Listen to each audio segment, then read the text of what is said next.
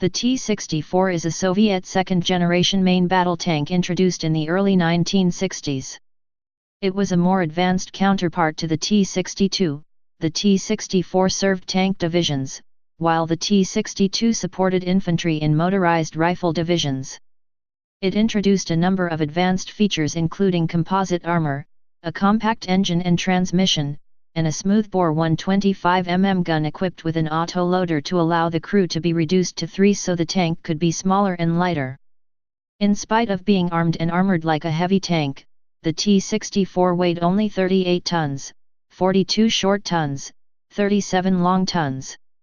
These features made the T-64 expensive to build, significantly higher than previous generations of Soviet tanks. This was especially true of the power pack, which was time-consuming to build and cost twice as much as more conventional designs. Several proposals were made to improve the T-64 with new engines, but chief designer Alexander Morozov's political power in Moscow kept the design in production in spite of any concerns about price. This led to the T-72 being designed as an emergency design, only to be produced in the case of a war, but its 40% lower price led to it entering production in spite of Morozov's objections. Overview. The T-64 was conceived in Kharkiv, Ukraine, as the next-generation main battle tank by Alexander A. Morozov, the designer of the T-54, which, in the meantime, would be incrementally improved by Leonid N. Kartsev's Nizhny Tagil Bureau, by the models T-54A, T-54B, T-55, and T-55A. A revolutionary feature of the T-64 is the incorporation of an automatic loader for its 125 mm gun, allowing one crew member's position to be omitted and helping to keep the size and weight of the tank down. Tank troopers would joke that the designers had finally caught up with their unofficial hymn, Three Tankers. The song had been written to commemorate the crewmen fighting in the Battle of Khalkhin Gol, in 3-man BT-5 tanks in 1939. The T-64 also pioneered other Soviet tank technology.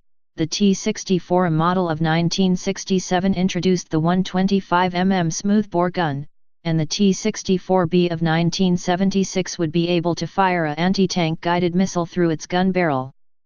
The T-64 design was further developed by LKZ as the gas turbine-powered T-80 main battle tank. The turret of the T-64B would be used in the improved T-80U and T-80UD, and an advanced version of its diesel engine would power the T-80UD and T-84 tanks built in Ukraine. The T-64 would only be used by the Soviet Army and never exported, unlike the T-54/55. The tank equipped elite and regular formations in Eastern Europe and elsewhere, the T-64A model being first deployed with East Germany's Group of Soviet Forces in Germany, GSFG, in 1976, and sometime later in Hungary's Southern Group of Forces, SFG. By 1981, the improved T-64B began to be deployed in East Germany and later in Hungary. While it was believed that the T-64 was only reserved for elite units, it was also used by much lower non-ready formations, for example, the Odessa Military District's 14th Army. With the breakup of the Soviet Union in 1991, T-64 tanks remained in the arsenals of Russia, Ukraine, Belarus, and Uzbekistan. Mid-2014, slightly fewer than 2,000 of the former Soviet inventory of T-64 tanks are in service with the military of Ukraine and about 4,000 are out of service and awaiting destruction in Russia. Development history. The initial requirement. Recognizing that the T-55/T-62 lineage had finally exhausted its potential for improvement, the USSR embarked on the development of an entirely new tank design that could defeat new Western tanks like the British Chieftain and resist new Western anti-tank weapons. Object 430. Studies for the design of a new battle tank started as early as 1951. The KB-60M team was formed at the Kharkiv Design Bureau of the Kharkiv Transport Machine Building Factory No. 75, named for Malyshev, Russian, 75. By engineers coming back from Nizhny Tagil, with Morozov at its head. A project named OBNite 430 gave birth to 3 prototypes which were tested in Kubinka in 1958. Those vehicles showed characteristics that were going to radically change the design of battle tanks on this side of the Iron Curtain. For the first time, an extremely compact opposed piston engine was used, the 4TD, designed by the plant's engine design team. The transmission system comprised 2 lateral gears on each side of the engine.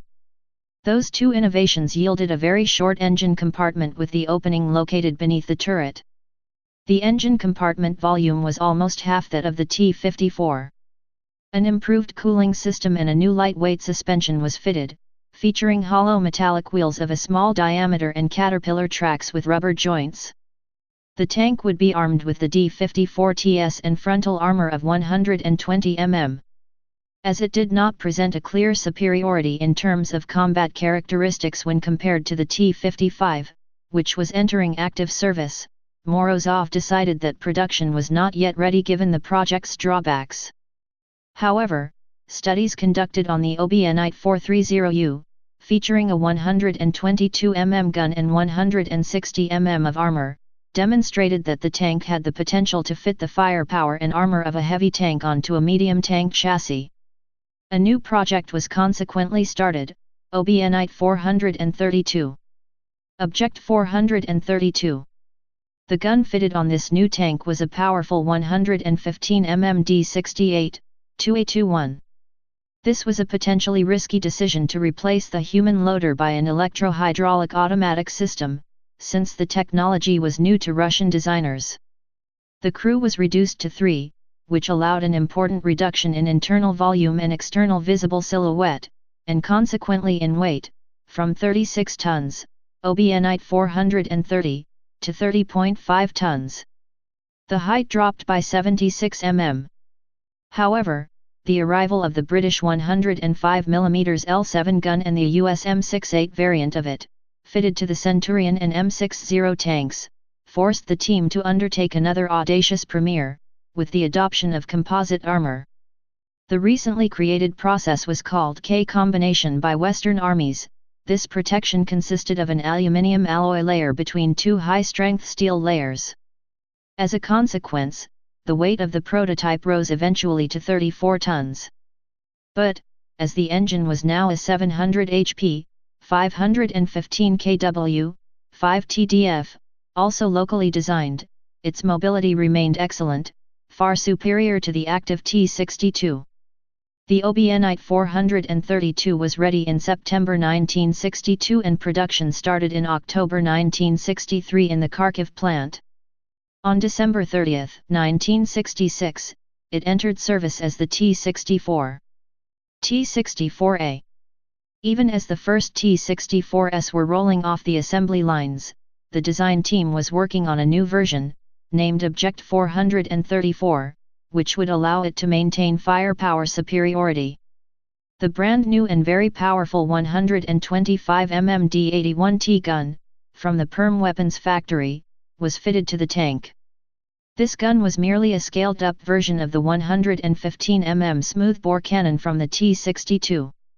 The larger size of the 125 mm ammunition meant that less could be carried inside the T-64, and with a 4th crewman loader taking up space as well, the tank would only have a 25-round capacity. This was unacceptably low for the Soviet designers, but strict dimensional parameters forbade them from enlarging the tank to increase interior space. The solution was to replace the human loader with a mechanical auto-loader, cutting the crew to 3 and marking the first use of auto-loaders in a Soviet MBT. The 6ETS-10 auto-loader has 28 rounds and can fire 8 shots per minute. The stabilizer, a 2E23, was coupled to the new TPD-2-1, 1G15-1, sight. Night driving was also adapted with the new TPN-1-43A periscope, which would benefit from the illumination of a powerful infrared L2G projector, fitted on the left side of the gun. The shielding was improved, with fiberglass replacing the aluminium alloy in the armor, and small spring-mounted plates fitted along the mudguards, known as the gill skirt, to cover the top of the suspension and the side tanks. They were, however, extremely fragile and were often removed. Some small storage spaces were created along the turret, with the compartment on the right and 3 boxes on the front left. Snorkels were mounted on the rear of the turret. A NBC protection system was fitted and the hatches were widened. Prototypes were tested in 1966 and 1967 and, as production began after the 600th T-64, it entered service in the Soviet Army under the designation T-64A. Chief Engineer Morozov was awarded the Lenin Prize for this model's success. Designed for elite troops, the T-64A was constantly updated as available equipment was improved. After only 3 years in service, a first modernization occurred, regarding fire control, by replacing the sights with the TPD-2-49-day sight with an optical coincidence rangefinder and a TPN-1-49-23 night sight, and stabilization by mounting a 2E26 system. The radio by mounting AR-123M. Night vision with a TBN-4PA for the driver and a TNP-165A for the tank leader. His battle post was transformed by mounting a small stabilized turret with an anti-aircraft NSVT 12.7 mm x 108 machine gun, electrically guided through an optical PZU-5 sight, and fed with 300 rounds. It could be used from within the tank so that the tank leader could avoid being exposed, as on previous tanks. The possibility of mounting a KMT-6 anti-mine system was also added. A derived version appeared at the same time, designed for the commanding officer and named T-64AK. It comprised AR-130M radio with a 10M telescopic antenna, which could be used only in a static position as it required shrouds, an artillery aiming circle PAB-2AM and TNA-3 navigation station. All of these could be powered by an auxiliary gasoline-fired generator. In 1976, the weapons system was improved by mounting a D-81 trademark, 2A46-1, stabilized by a 2E28M2, supplied by an automatic 6ETS-10M. The night sight was replaced by a TNPA-65 and the engine could accept different fuels, including diesel fuel, kerosene, or gasoline. The production, first carried on the B variant, stopped in 1980. But the majority of T-64s were still modernized after 1981, by mounting a 6-smoke grenade launcher 81mm902A on each side of the gun, and by replacing the gill plates by a rubber skirt for a longer life. Some of them seem to have been fitted after 1985 with reactive bricks, as the T-64AV, or even with laser TPD-K1 telemeters instead of the optical TPD-2-49 optical coincidence rangefinder, 1981. Almost all T-64s were modernized into T-64R, between 1977 and 1981, by reorganizing external storage and snorkels, similar to the T-64A. T-64B. The design team was carrying on its work on new versions. Problems with the setup of the 5TDF engine occurred as the local production capacity was proven to be insufficient against a production done in 3 factories, Malyshev in Kharkiv, Kirov in Leningrad and Uralvagonzavod. From 1961, an alternative to the OBNite 432 was studied, with 12 V-cylinder V45 engine, the OBNite 436. 3 prototypes were tested in 1966 in the Chelyabinsk factory. The order to develop a model derived from the 434 with the same engine gave the OBNite 438, later renamed as OBNite 439. 4 tanks of this type were built and tested in 1969, which showed the same mobility as the production version, but mass production was not started. They served however as a basis for the design of the T-72 engine compartment. In the beginning of the 1970s, the design team was trying to improve the tank further. The T-64A2M study in 1973, with its more powerful engine and its reinforced turret, served as a basis for 2 projects. OBNite 476 with a 6TD 1000 HP, 735 kilowatts, engine which served as a model for the T-80 combat compartment. OBNite 447 which featured a new fire control with a laser telemeter, and which was able to fire missiles through the gun. For the latter, the order was given to start its production under the name T-64B, as well as a derived version, which shared 95% of its components, the OBNite 437, without the missile guidance system for cost reasons. The latter was almost twice as much produced under the designation T-64B1. On September 3, 1976, the T-64B and the T-64B1 were declared good for the service, featuring the improved D81TM gun, 2A46-2, with a 2E26M stabilizer, a 6ETS40 loader and a 1A33 fire control, including a 1V517 ballistic calculator, a 1G21 sight with laser telemetry, a 1B11 crosswind sensor. Its forward capacity reaches 1.8 m without equipment. The T-64B had the ability to fire the new 9M112 Cobra radio-guided missile, NATO code at 8 songster. The vehicle then carries 8 missiles and 28 shells. The missile control system is mounted in front of the tank leader small turret and has many changes. The T-64B1 carries only 37 shells and has 2007.62 mm rounds, against 1,250 for the T-64B. They were modernized in 1981 by the replacement of the gun by a 2A46M1, the stabilizer by a 2E42, and the mounting of a 902A Duja-1 smoke grenade launcher in 2 groups of 4, on each side of the gun. 2 command versions are realized, very similar to the T-64AK, the T-64BK and the T-64B1K.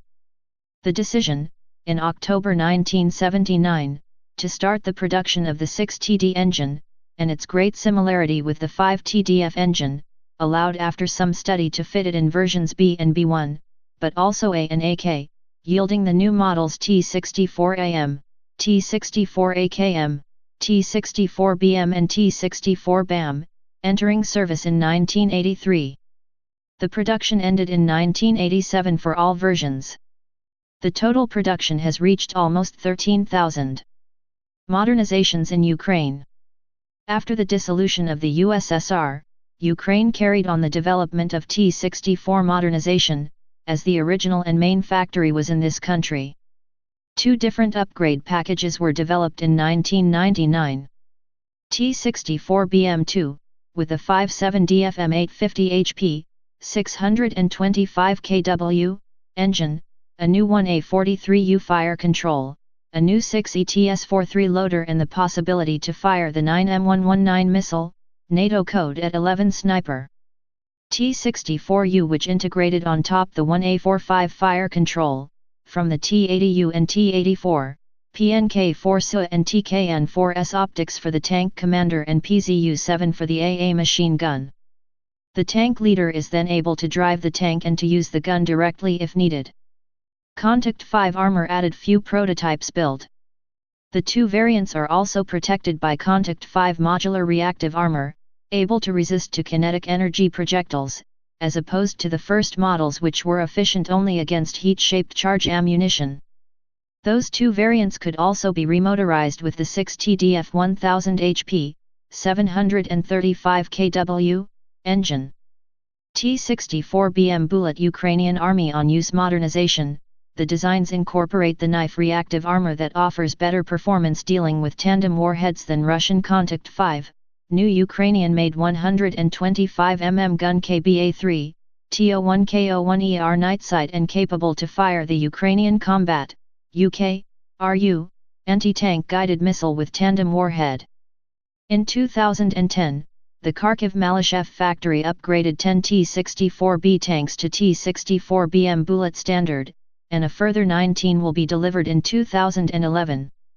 These T-64B tanks were originally produced at Kharkiv in 1980. These 29 tanks are being upgraded under a $200 million, $25.1 million, contract signed in April 2009. As of October 2011, Ukrainian Army has 76 T-64BM Bullet in service. According to Konstantin Isyak, chief engineer of Malyshev factory, the T-64BM Bullet is armored to the level of modern tanks. They have knife reactive armor, and the Varta active defense system. The T-64BM bullet weighs 45 tons, 44 long tons, and with its 850 HP, 630 kilowatts, 5 TDFM multi-fuel diesel engine can do 70 km per hour, 43 miles per hour, and has a range of 385 km, 239 miles. It retains the 125 mm smoothbore gun with an auto-loader for 28 rounds, some of which can be guided missiles. It has a 12.7 mm AA machine gun, and a 7.62 mm coaxial machine gun. Production history. Different sources differ on the initial production date of the tank, that is set between 1963 and 1967. However, it is normally agreed that the T-64 formally entered service with the Army in 1967 and was publicly revealed in 1970. The T-64 was KMDB's high-technology offering, intended to replace the IS-3 and T-10 heavy tanks in independent tank battalions. Meanwhile, the T-72 was intended to supersede the T-55 and T-62 in equipping the bulk of the Soviet tank and mechanized forces, as well as for export partners and East Bloc satellite states. It introduced a new autoloader, which is still used on all T-64s currently in service, as well as all variants of the T-80 except the Ukrainian T-84-120. The T-64 prototypes had the same 115 mm smoothbore gun as the T-62, the ones put in full-scale production had the 125 mm gun. While the T-64 was the superior tank, it was more expensive and physically complex, and was produced in smaller numbers. The T-72 is mechanically simpler and easier to service in the field, while it is not as well protected, and its manufacturing process is correspondingly simpler. In light of Soviet doctrine, the superior T-64s were kept ready and reserved for the most important mission, a potential outbreak of a war in Europe. In Soviet times, T-64 was mostly in service with units stationed in East Germany opposing the chieftain-equipped units of the BAOR. No T-64s were exported. Many T-64s ended up in Russian and Ukrainian service after the breakup of the Soviet Union. Models: Obyanite 430, 1957, prototype with D10T 100 mm gun, 120 mm armor, 4 TPD 580 HP, 427 kW, engine, 36 tons. Obyanite 430U project, equipped with a 122 mm gun and 160 mm of armor. T-64 or Obyanite 432, 1961, prototype with a D-68 115 mm gun, then initial production version with the same features, about 600 tanks produced. T-64R, Remonterny, rebuilt, or Obyanite 432 are redesigned between 1977 and 1981 with external gear from the T-64A but still with the 115 mm gun. T-64 upgraded to T-64A standard. Preserving the 115 mm gun is questionable. T-64A or Obyanite 434 125 mm gun, gill armor skirts, a modified sight, and suspension on the fourth road wheel. T-64T, 1963, experimental version with a GTD3TL 700 HP, 515 kW, gas turbine. Obyanite 436 alternative version of Obyanite 432 with a V45 engine. 3 built.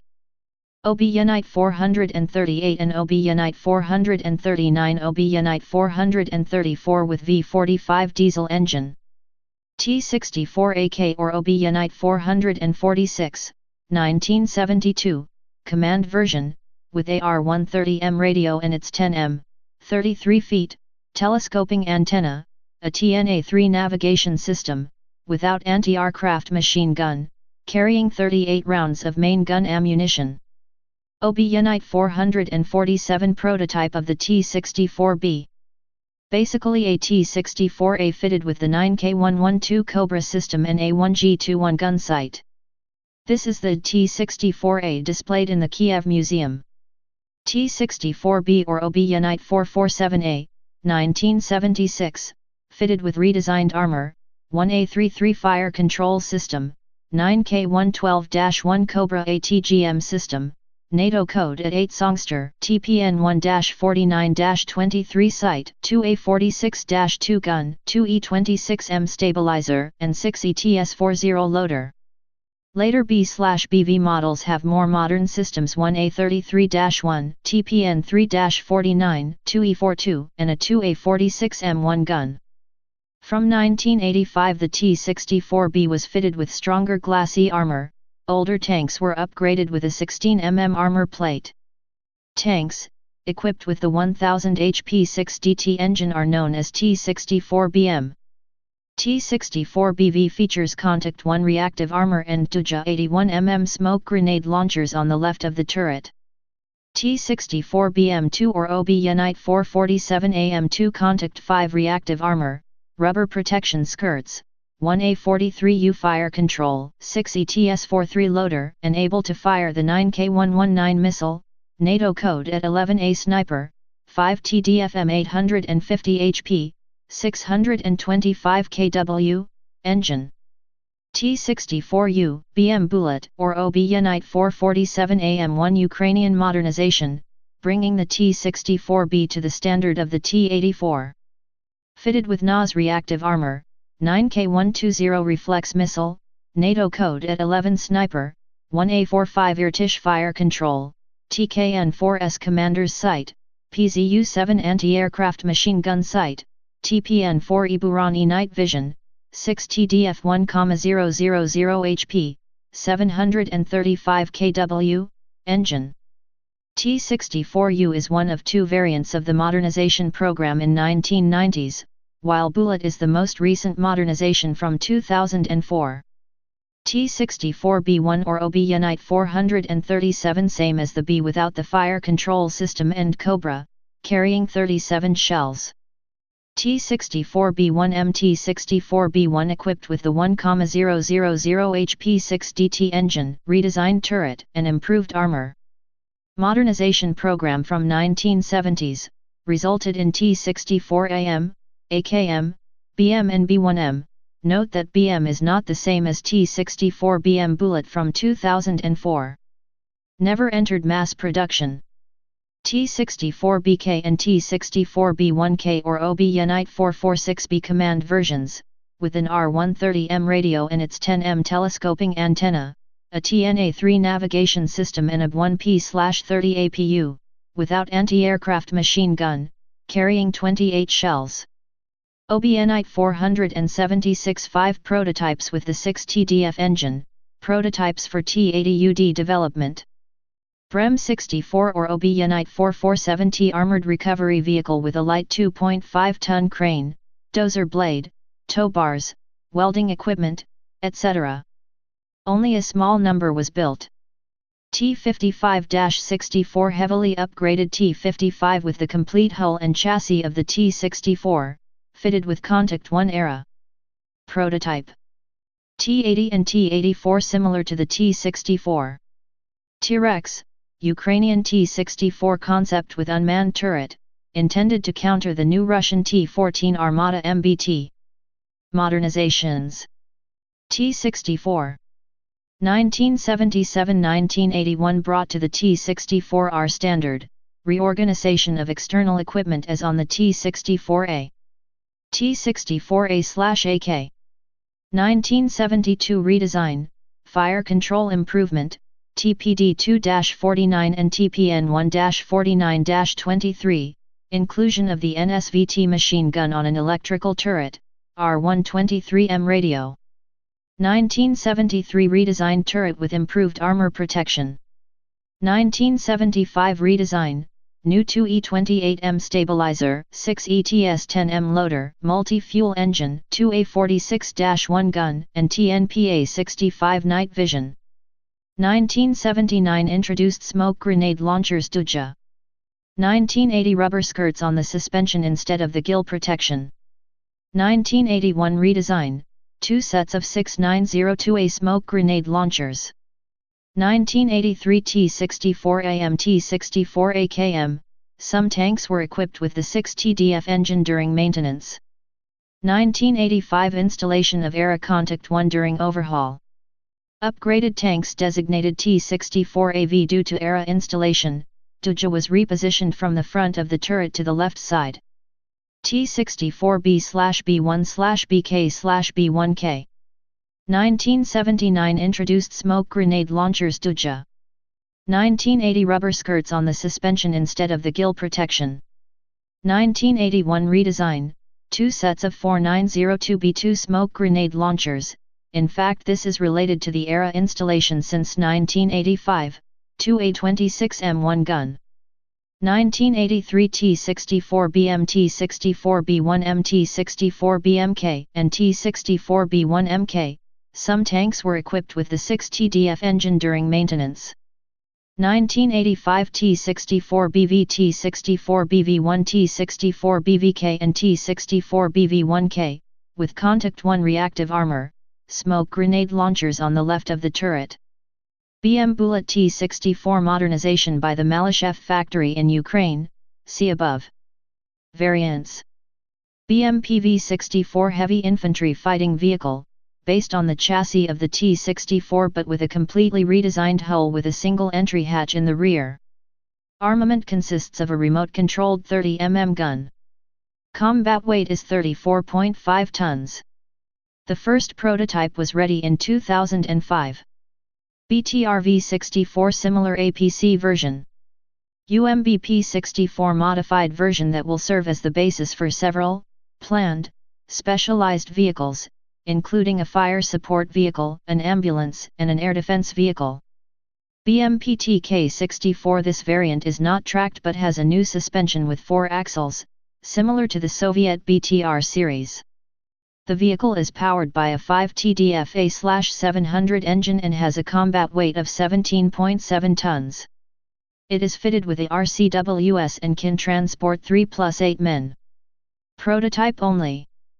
BAT-2 fast combat engineering vehicle with the engine, lower hull, and small road wheels suspension of the T-64. The 40-ton tractor sports a very large, all-axis adjustable V-shaped hydraulic dozer blade at the front, a single soil ripper spike at the rear and a 2-ton crane on the top. The crew compartment holds 8 persons, driver, commander, radio operators plus a 5-man sapper squad for dismounted tasks. The highly capable BAT-2 was designed to replace the old T-54/AT based BATM, but Warsaw Pact allies received only small numbers due to its high price and the old and new vehicles served alongside during the late Cold War. UMR-64 Ukrainian development using surplus T-64s to create a heavy APC/IFV design, which in turn is intended as the basis of a new family of combat and support vehicles. The basic conversion includes moving the engine compartment forward, and at the same time removing the turret and normal crew compartment. This allows the installation of any one of 15 different functional modules, weighing up to 22 tons.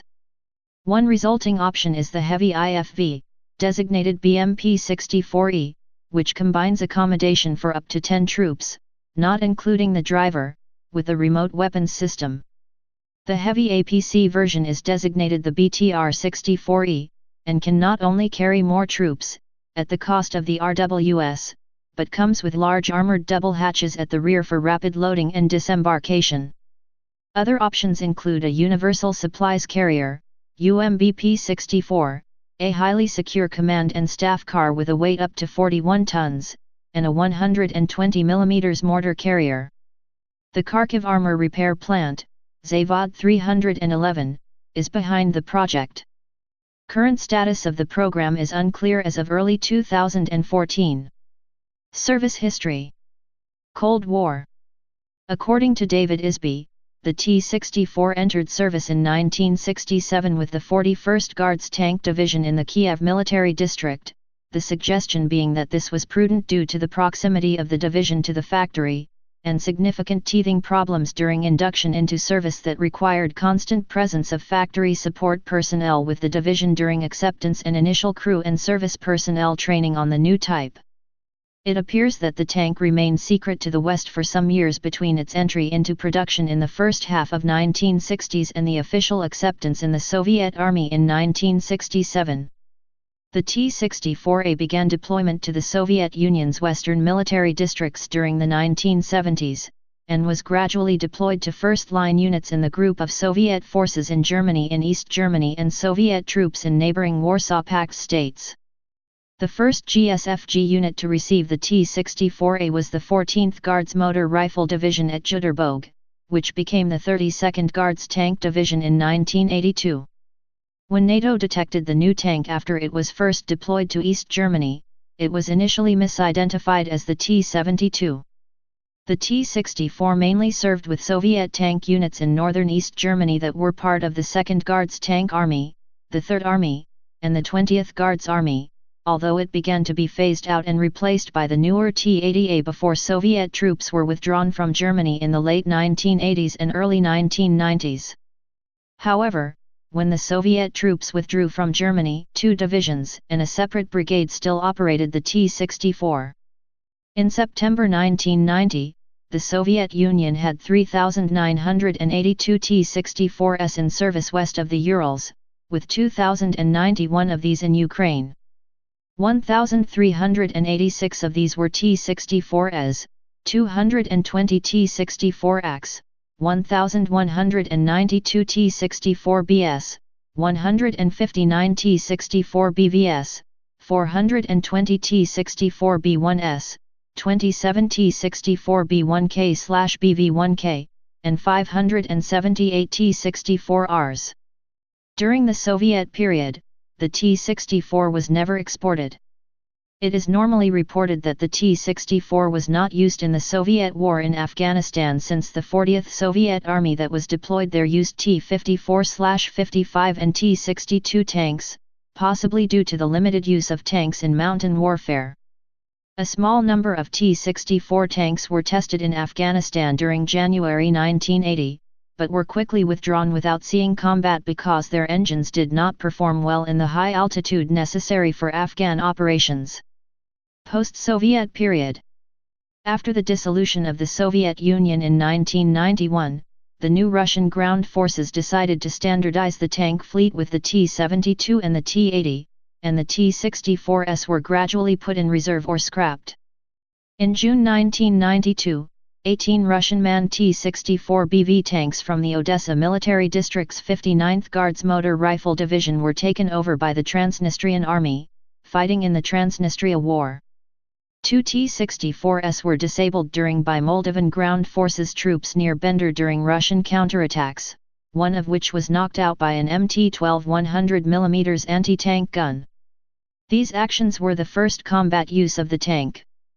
While Russian T-80 tanks participated in the First Chechen War, any use of T-64 in Chechnya is not clearly documented, but it is possible in limited numbers. The T-64 was finally used in large-scale combat in mid-2014 during the war in Donbass, with the Ukrainian army deploying T-64 tanks as the main battle tank in the offensive against pro-Russian separatists. Also, towards the end of August 2014, over 20 T-64 tanks were documented as being operated by military forces of Novorossiya. Ukrainian and NATO officials claimed that these T-64s were supplied to the separatists by Russia. By the end of August 2014, over 70 T-64 tanks of various configurations, including at least 3 T-64BM bullets, were documented as destroyed in the war in Donbass. Capabilities and limitations. The T-64 did not share many of the drawbacks of the T-72, even if it is often confused with it. The automatic loader is hydraulic, not electric, thus is much faster, loading cycle of 6 to 13 seconds, more reliable, and less sensitive to jolting when running off-road. It also has a sequence fire mode that feeds the gun with shells of the same type in less than 5 seconds. It is also able, in the modern versions, to turn backwards to keep a good speed at the end of the loading sequence. Driving seems much less exhausting for the crew, thanks to assisted controls and a more flexible suspension. The ammunition is stowed at the lower point of the turret shaft, minimizing the risks of destruction by self-detonation. The tank commander's cupola provides good vision. The anti-aircraft machine gun can be operated from inside the turret. The commander can also control the main gun sight if necessary. Additionally, the adoption of the autoloader was highly controversial for several reasons. Early versions of the autoloader lacked safety features and were dangerous to the tank crews, especially the gunner, who sits nearby limb. Please subscribe and thanks for watching.